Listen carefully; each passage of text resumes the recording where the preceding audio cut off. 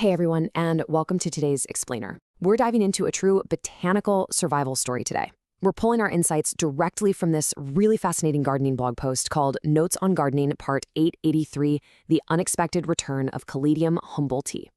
If you're someone who loves learning about how nature constantly outsmarts us, well, you are in the perfect place. We're going to break down exactly how one tiny, seemingly doomed plant pulled off this incredible disappearing and reappearing act right under a gardener's nose. But first, be honest for a second. Have you ever thrown out a dead houseplant? You know the drill. You forget to water it, the leaves crisp up, the stem just kind of shrivels away to nothing, and you end up tossing it in the compost with a heavy heart and, let's face it, a little bit of plant guilt. I mean, we've all been there. But today's botanical mystery proves that in the plant world, looks can be incredibly deceiving. What we perceive as death might actually just be a brilliant, highly evolved survival tactic. Let's map out the overarching narrative of our resilient little subject, a dwarf caladium-humboldtii. This plant's journey is wild. Step 1. It didn't even arrive on purpose. The author notes it originally tagged along as a hitchhiker with another plant purchase, eventually ending up in this repurposed peacock flower pot. Step 2. A brutal heat wave hits in January and February, and the plant completely wilts away. Step 3. The gardener assumes it's totally dead and just leaves it in a bone-dry pot for what they describe as moons. And finally, Step 4. The rainy season arrives, and out of nowhere, life returns.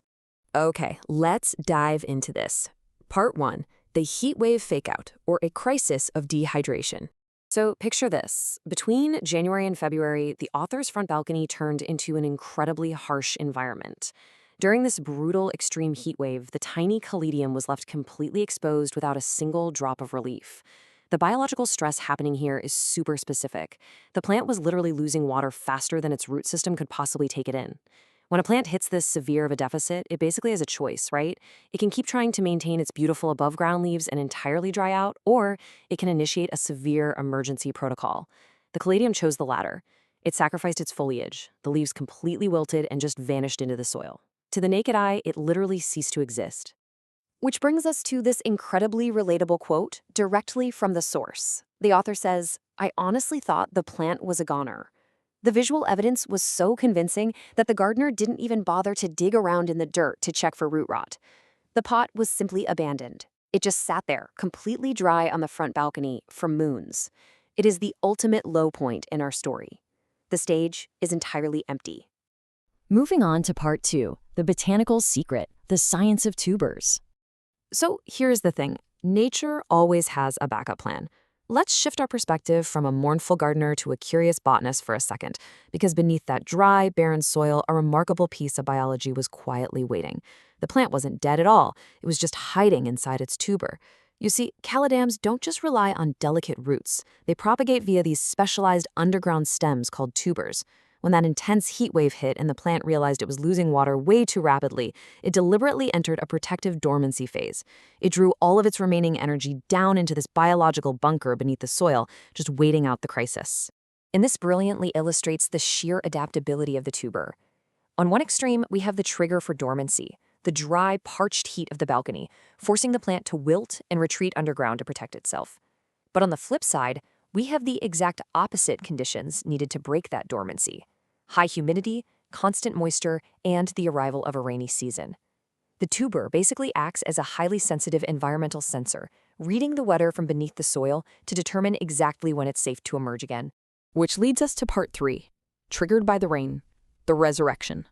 Here is the absolute turning point of our explainer. After moons of sitting in dry isolation, the weather dramatically shifted.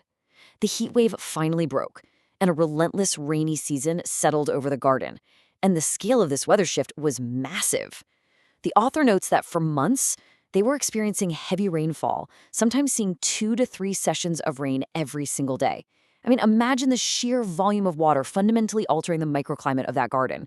These persistent downpours completely saturated the air, causing the ambient humidity to absolutely spike. And that is what triggered a massive surge of new growth. But, the rain alone wasn't the only factor for our specific little plant. The author actually happened to move that repurposed peacock flower pot from the exposed, harsh balcony to a shaded area right near the front entrance. This seemingly minor relocation was the ultimate catalyst. By moving it to the shade and combining that with the intense atmospheric humidity and constant moisture from the daily rains, the sleeping tuber finally found the absolute optimal conditions to wake up. And the result? As the gardener delightfully describes it, the hitchhiker automagically sprouted. Not just one, but two distinct shoots pushed their way through the soil in that exact same pot. After months of appearing entirely dead, the caladium-humboldtii had officially resurrected, completely proving the incredible resilience of its dormant underground stem. Bringing us to Part 4, Future Gardening Plans, Honoring the Survivor. Having witnessed this miraculous return, the gardener's perspective totally shifted. I mean, you don't just ignore a plant that fights that hard to live. Moving forward, the author outlined some specific routine changes to honor and protect this survivor. First up, they planned to transplant these mature plants into their own new pot.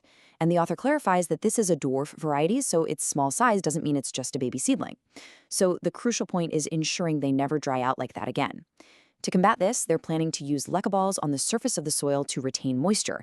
And if they do decide to keep the plants out on the balcony, they're actively exploring the idea of a mini glass greenhouse or a terrarium setup just to trap all that life-giving humidity. It really is an incredible turnaround, isn't it? Going from an abandoned bone-dry pot to a carefully planned terrarium. This whole journey of the caladium-humboldtii perfectly illustrates how resilient nature can be when it's equipped with the right biological tools, like a tuber. It leaves us with a pretty fascinating thought. What dormant surprises might be hiding in your own forgotten flower pots?